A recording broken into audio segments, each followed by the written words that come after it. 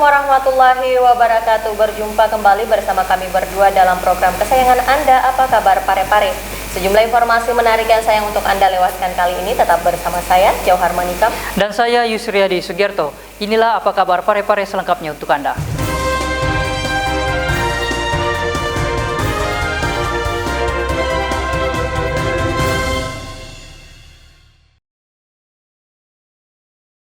Kita mulai informasi pertama, pemirsa. Perhatian pemerintah daerah terhadap penanganan COVID-19 mesti diapresiasi dan didukung.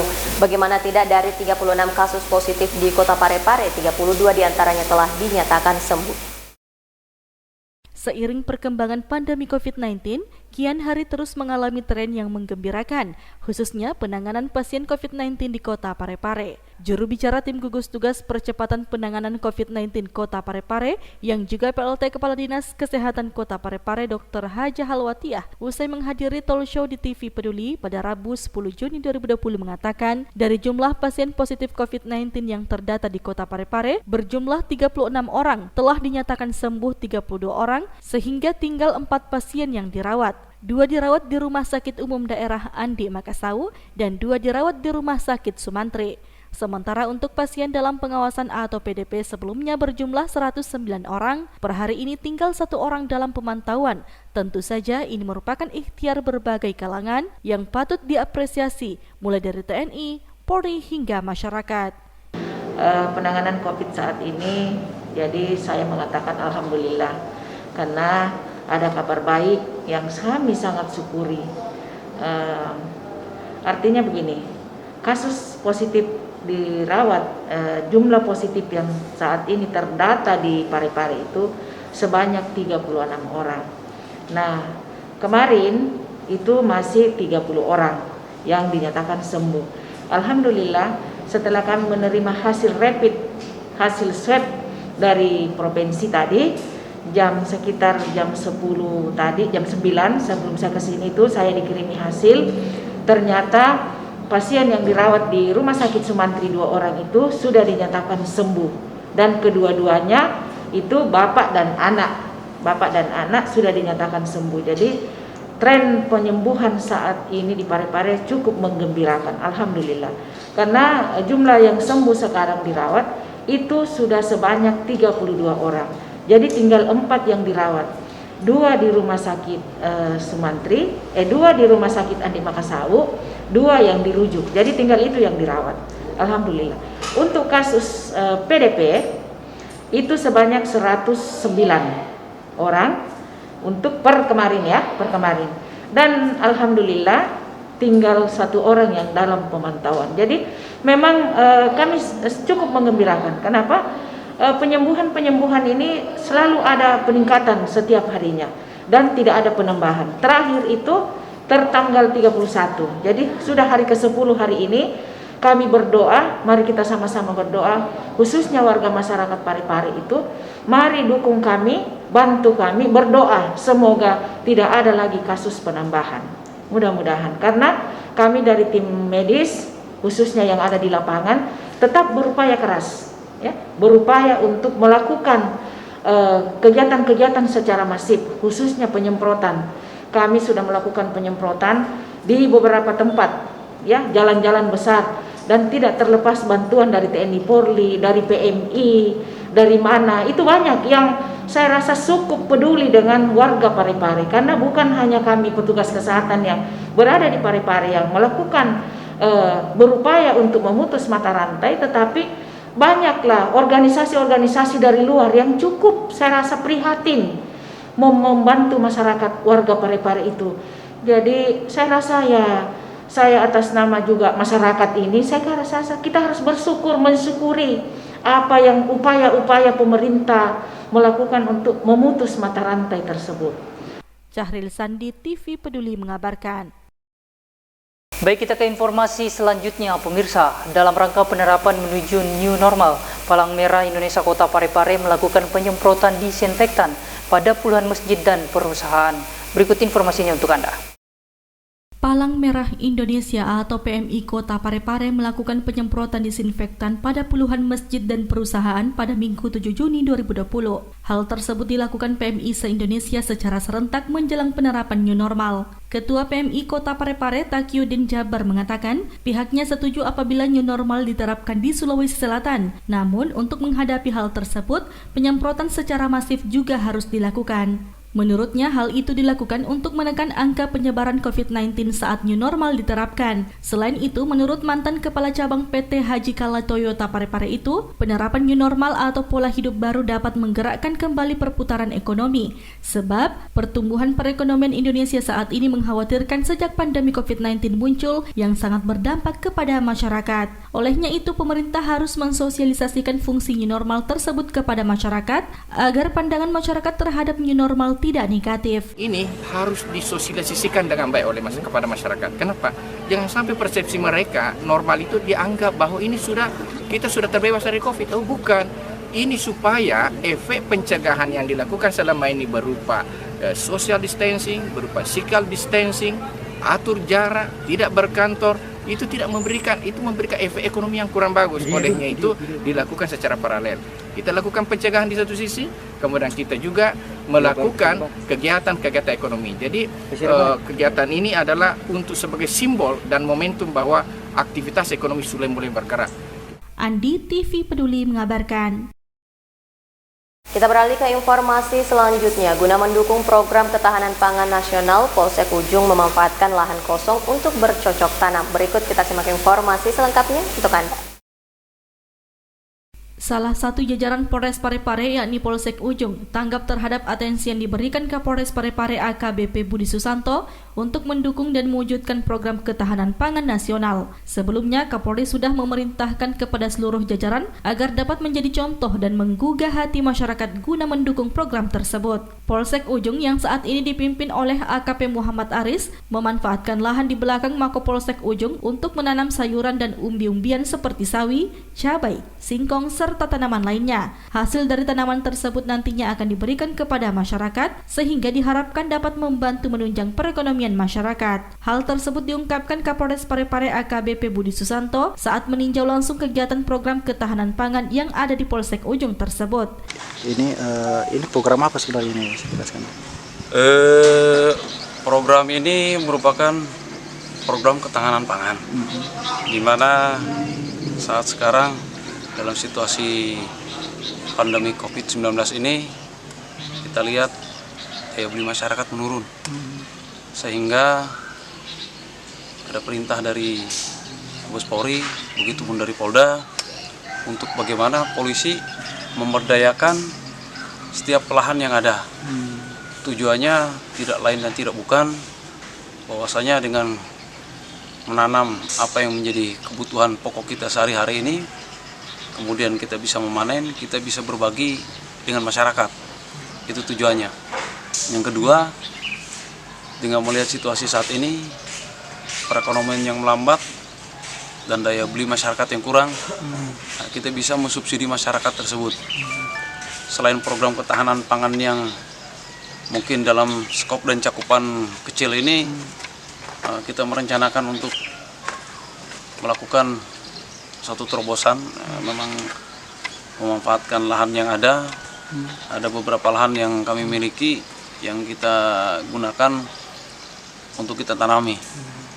Yang jelas semuanya kita gunakan dan peruntukan untuk bagaimana bisa membantu taraf kehidupan masyarakat. Kapolres juga berharap dengan adanya program ketahanan pangan ini bisa menjadi contoh serta sebagai langkah untuk mengajak masyarakat khususnya di Kota Parepare agar dapat memanfaatkan lahan di sekitar rumah mereka untuk bercocok tanam, sehingga harapan dan tujuan dari program ketahanan pangan dapat secara merata dirasakan oleh masyarakat.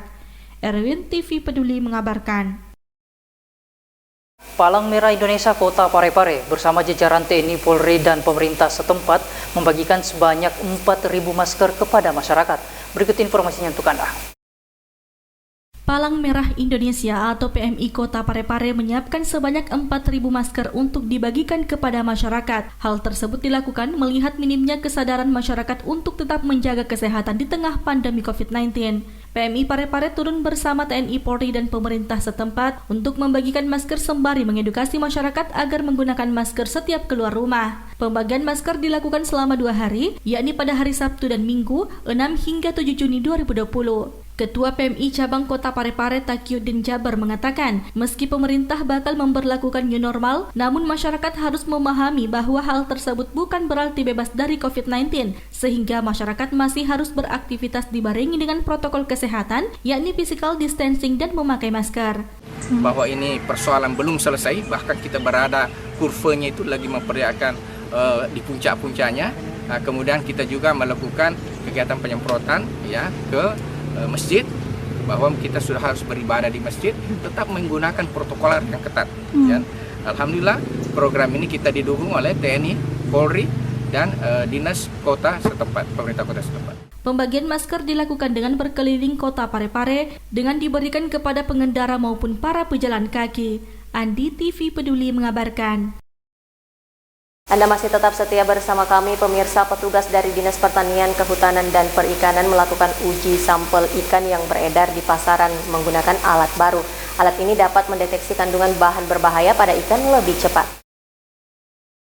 Untuk memastikan ikan di pasar tidak mengandung formalin, unit pelaksana tugas daerah tempat pelelangan ikan Cempai Kota Parepare terus berupaya melakukan monitoring terpadu terhadap perikanan di Kota Parepare. Untuk itu tahun ini pemerintah Kota Parepare memberikan alat pendeteksi bahan berbahaya kepada perikanan UPTD TPI Kota Parepare yang dibawahi oleh Dinas Pertanian, Kelautan, dan Perikanan Kota Parepare. Dengan alat ini, petugas kini lebih mudah mendapatkan hasil secara akurat mengenai bahan berbahaya yang terkandung pada ikan.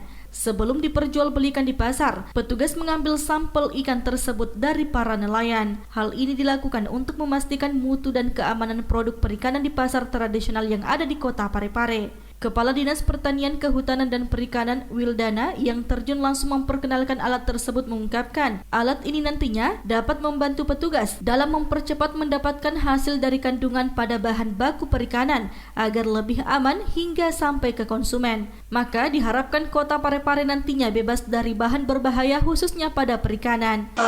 Alhamdulillah kami telah memiliki alat untuk mendeteksi alat bahan berbahaya yang ada dalam ikan. Terus alat ini jauh lebih baik dibanding alat yang digunakan sebelumnya.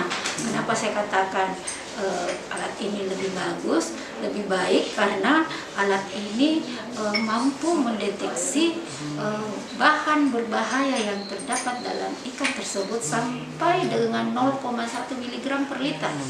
Nah, dengan kemampuan ini itu menunjukkan bahwa alat ini mampu mendeteksi sampai terkecil, ukuran terkecil. Nah, ya, jadi kami sangat bangga pemerintah telah menunjukkan bahwa meningkatkan perlindungannya terhadap konsumsi atau keamanan konsumsi masyarakat luar Kota Parepare itu sangat tinggi, khususnya pada sektor perikanan. Ini dalam sehari sampai bisa berapa sampel? Ini dalam satu hari maksimal 100 sampel yang bisa dideteksi, bisa dites di alat ini. Oke. Alat ini belum cukup seminggu lah. Ya, alhamdulillah kita sudah mempunyai alat ini. Selain itu, UPTD TPI Cempai juga akan melakukan pembinaan dan sosialisasi terhadap pedagang dan produsen ikan di Kota Parepare terkait dengan mutu dan keamanan produk perikanan. Dengan langkah yang diambil tersebut diharapkan masyarakat memahami bahaya penggunaan formalin. Namun hingga saat ini hasil uji klinis yang dilakukan di laboratorium menunjukkan seluruh sampel ikan kering yang diperiksa hasilnya negatif dari bahan berbahaya khususnya yang mengandung formalin. Erwin TV Peduli mengabarkan.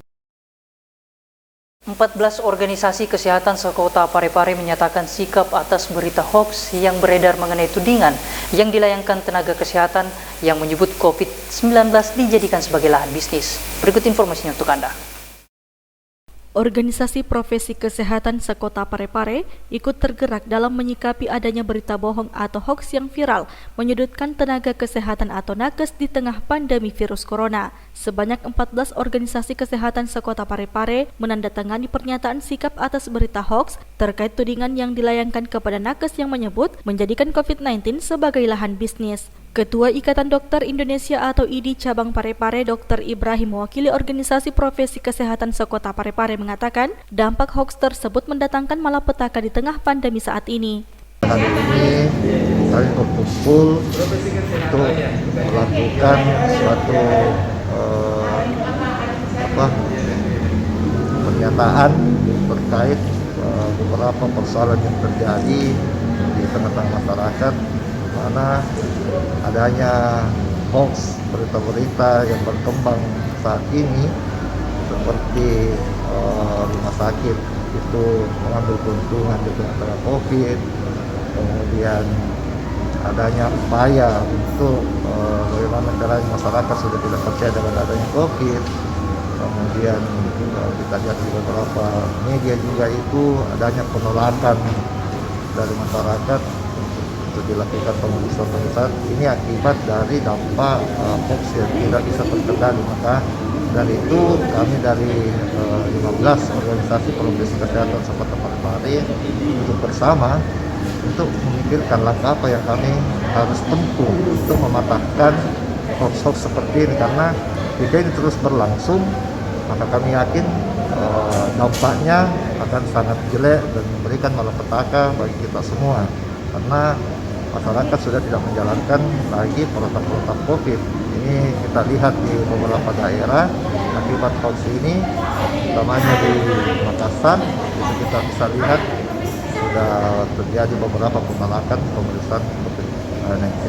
Dalam pernyataan sikap berisi 8 poin yang dibacakan Firman, Ketua Persatuan Perawat Nasional Indonesia atau PPNI Kota Parepare ini memuat jika Organisasi Profesi Kesehatan Sekota Parepare mengaku keberatan dan mendesak pemerintah, TNI, Polri dalam menjamin keamanan nakes dalam menjalankan tugas. Sri Ayu, TV Peduli mengabarkan.